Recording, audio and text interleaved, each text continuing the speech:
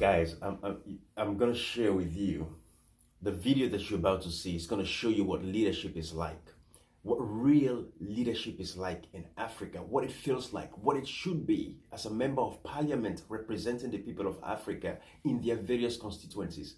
The video I'm about to share with you is from Ghana, a member of parliament from Ghana, Dr. Zaneto Rawlings. I'm going to share with you guys from members of parliament in Africa across the continent because, guys, listen, don't be shy to learn. Let us learn. Every opportunity you get in life to learn something new, learn. When you see something like this, I hope this would inspire you, members of parliament in Africa, so you can do the same thing for your constituencies. You can do the same thing for your communities. You can speak out for your people. This is what power looks like, guys. This is a lady who's passionate about the people of Ghana, not just about her constituency, but the people of Ghana. She's exposing what is going on currently with this lockdown across the continent of Africa. How governments are lying that they're feeding people when they're actually politicizing this whole thing. We've seen numerous videos, pointing out these inefficiencies. But one thing I know, President of Ghana, President Nana Akufo-Addo, is a good man. And when he sees this video from this member of parliament, he's not going to politicize this. He's going to take swift action to ensure that every Ghanaian is treated properly. Every Ghanaian is represented across the board without creed to political party, tribe, or section, or region, or whatever part of the country you're from. Every member of the Ghanaian parliament should see this and go out to the communities. Every members of a parliament in Africa, across the continent of Africa, should see this video and say, you know what? This is what true leadership looks like. I'm proud of this lady. This lady should be hailed. She's a queen of Africa. This is the kind of leadership we're looking for across the continent of Africa. Young people, I want to admonish you.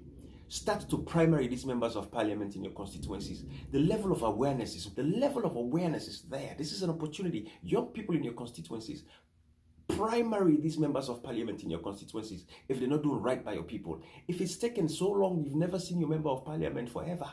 You don't even know who your member of parliament is. It's time for you to primary that person. Lady, I don't want to take the moment away from this lady.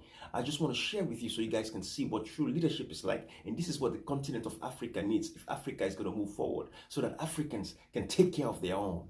We can do it, guys. Watch this lady for yourself. This is magic. This is magical. Watch this.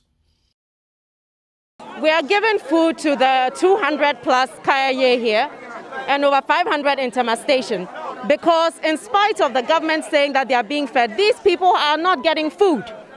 And the unfortunate thing that is happening is that people are using partisanship to distribute food. This is a humanitarian crisis. Women and children are hungry. They are locked down because it's not their fault the virus is in Ghana. People are literally being asked to show evidence of their party membership before they are given food. This is not acceptable. This is very sad. The virus does not show whether you are NDC or MPP before it infects you. The lockdown is for the entire place. It is not selective. It is time to account who is receiving the money and who is the food going to. We need greater transparency. It is wrong. What's going on is wrong, and you cannot have a crisis of this nature where people are using partisanship to decide who eats and who doesn't eat. This is unacceptable. We need greater accountability and transparency with the disbursement of funds and distribution of food. As a member of parliament, I am an ex-official member of the municipality, which means I should be informed on what is going on. I do not know what is going on with regards to the disbursement of funds or the distribution of food. All I know is there are women here with their children who are sleeping outside because they have no chance to work, because they've not been allowed to go back home, and they are not getting fed. The government said they would give each of them 15 cedis a day, if I'm not mistaken. There is no evidence of that happening.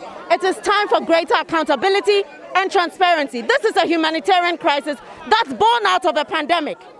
We must not have a case where, secondary to the COVID-19, we end up with people starving in a country that is not at... And guys, what I wanted to add to this was the fact that, by the way, she's the daughter of former President Jerry Rawlings of Ghana, right? She's one of the daughters.